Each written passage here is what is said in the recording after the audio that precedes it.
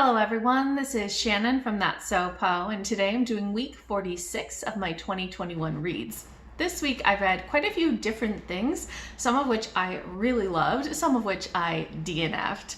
Timestamps and content warnings are in the description box below. The first book that I finished this week was New Spring by Robert Jordan, which is the prequel to the Wheel of Time series. My husband, Sush, and I have been doing a read-through of the Wheel of Time for the past 6 years or so. This is one of those formative fantasy series for both of us that we read in our childhoods and really is what got us into fantasy. And so about 6 years ago, we started to read through very, very slowly because we're reading it out loud to each other.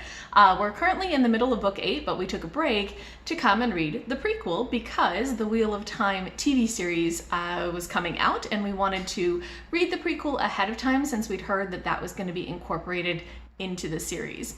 So this prequel basically takes place about 20 years before the regular part of the series starts, and it gives the backstory of Moraine, who is an Aes Sedai, basically a sorceress, and how she kind of got started with looking for the Dragon Reborn and met her warder Lan. So there was a lot of really interesting stuff going on in this prequel, a lot of interesting backstory, especially about Moraine and Siuan Sanche, who later on becomes the Amaryllis Seat, or the head of the sorceresses. So lots of really cool backstory. Liked seeing some of the world building, especially as they visited the Borderlands, all these sorts of things.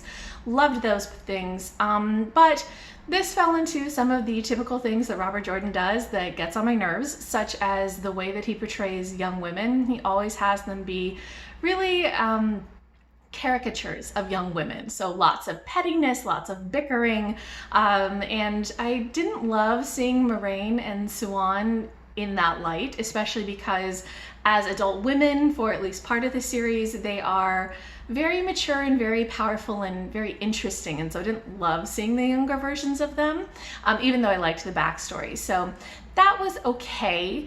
I gave this book 3.5 out of 5 stars, but I would not recommend it to anybody who isn't reading the series, really, and you should read this maybe partway through the series, kind of like we did. And we did finish it in time to watch the first 3 episodes that came out of the Wheel of Time series, but I'm not sure that I really needed to bother. I'm not that happy with the series so far. It is okay. There's some stuff that it's doing that I'm liking. I like the casting. I'm liking seeing what they're doing, especially with some of the female characters like Nynaeve and Egwene, because I think Robert Jordan, while he passes the Bechdel test with flying colors in his books, he just characterizes everybody so poorly. So I really like seeing those things, but man, this series, it is just so violent. It is so incredibly violent and gory and gruesome. If it were any other series, I would have just stopped halfway through the first episode. But for now, I'm kind of watching and seeing where it's going.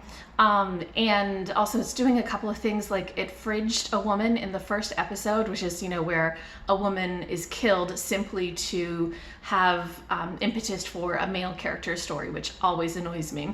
But there's like a lot of interesting things that they're doing too. The visuals are pretty cool. So anyway, I did read the prequel and I did watch the first episodes of the new series.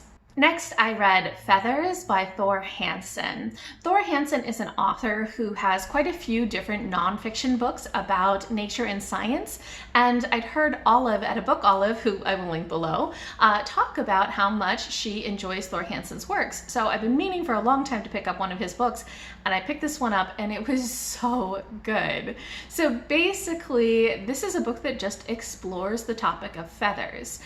Thor Hanson basically writes this very interesting combination of a book that is little bits of memoir of his interactions with birds and feathers, a little bit of nature writing, just describing birds and their natural habitats, quite a bit of science, digging into the way that feathers work, some really fascinating things, especially things about how heat and cold are handled by feathers, a lot of things about flight, It also talks about a lot of issues regarding the evolution of feathers, talking about archaeology and about the different theories of how dinosaurs evolved feathers and why that might be. He talks a lot too about humanity's interaction with feathers, the way that we use them for, insulation or for beauty or for things like the feather trade that happened in the late 1800s with hats and everything like that. So lots of fascinating topics, just covering everything about feathers. If you wanted bird facts, this is the book for you. It is just fascinating. I really liked his writing style. I loved learning about all of these aspects of birds and feathers, things I never ever knew. Things like, for example, I knew that birds had hollow bones, but what I didn't realize was that that was connected to their lungs, that birds have all of these air sacs and that they can breathe into their bones in order to better have air passage through their body and regulate temperature and all these sorts of things. And it's like, whoa, so many cool bird facts. So if you're somebody who likes nature writing, who likes science writing, I definitely recommend this. This was 5 out of 5 stars, and I for sure am going to pick up more of Thor Hanson's works. Next, I read How to Fail at Flirting by Denise Williams. This is a contemporary romance novel that I heard about from Cynthia at BookWhimsy, who I will link below. Cynthia has a review for the second book in this romance series, and in that review she also talks quite a bit about this first book, so if you're interested, I really recommend you check out her review. This book basically is about a woman who is a professor, and she is going on a bit of a journey because a couple of years prior to the start of this book, she'd been in a very abusive, especially emotionally abusive relationship. And she's got a lot of trauma from that, a lot of PTSD. And her friends encourage her to try to break out of the kind of down place that she's fallen into, to regain some of the boldness, some of the liveliness that she had before that relationship that went so poorly. And so they encourage her to go out to a bar and flirt with somebody, let somebody buy her a drink. And so she, decides, I'm gonna do this. I want to reclaim that strength and fearlessness that I had before. And she goes out and she flirts with a guy, and of course, they hit it off a bit. So this romance is really about the two of them both learning how to be vulnerable with each other. Both of them have had some experiences in the past that make it very scary, very hard to be vulnerable. But it's also very much about this heroine's journey to reclaiming her strength and her fearlessness and her life. The abuser that she was with really did a number on her life and on her emotions, and she's having to work through that, as well as he comes back into her life during the course of this book.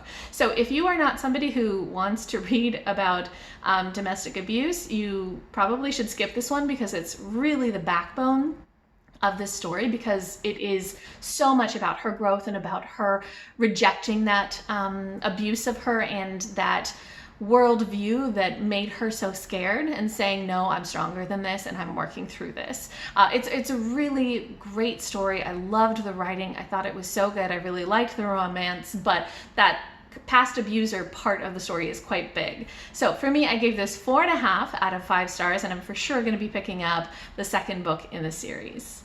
Then I did DNF 2 books this week, starting with Yes, I'm Hot in This by Huda Fahmy.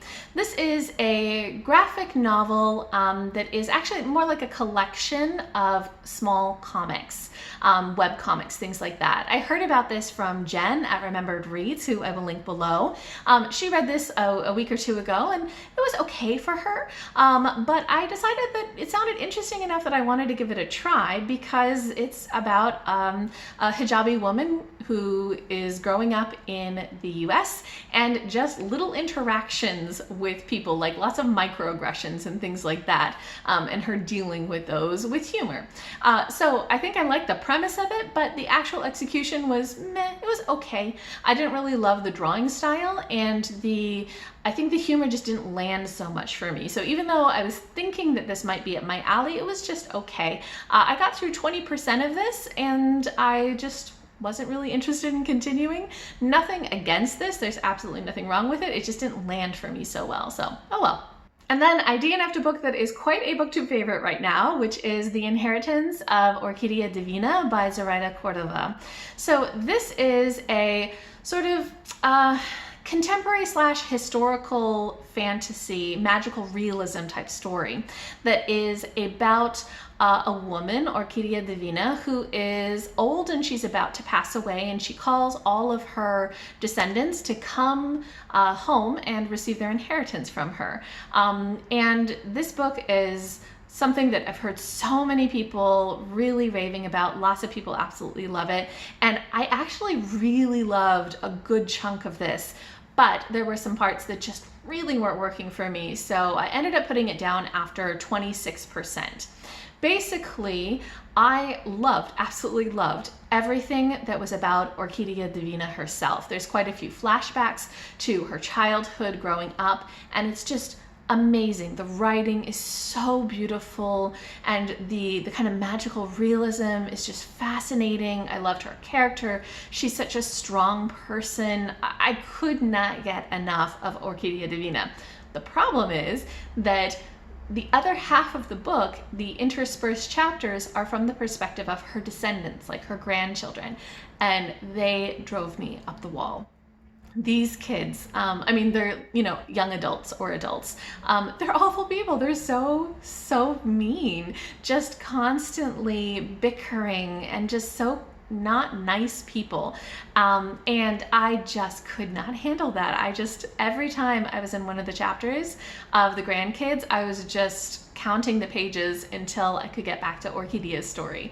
And I was not enjoying it. I really wasn't enjoying it. And I talked to my friend Kristen at Kristenelle SFF Reader, who I will link below, who'd loved this story, and asked her, is this what it's like for the whole story? And she assured me it's not, that a lot of the story is the growth of those relatives, those grandkids, their kind of growth arc.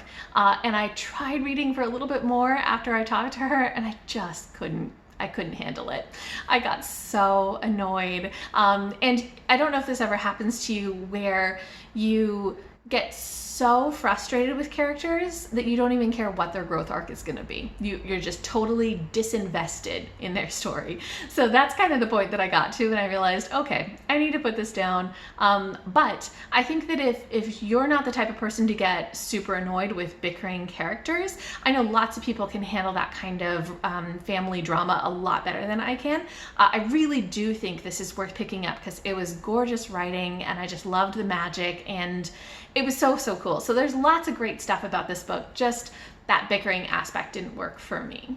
Okay, so that is everything that I read this week. If you guys have read any of these, if you have any thoughts, anything you want to chat with me about, just leave me a comment down below.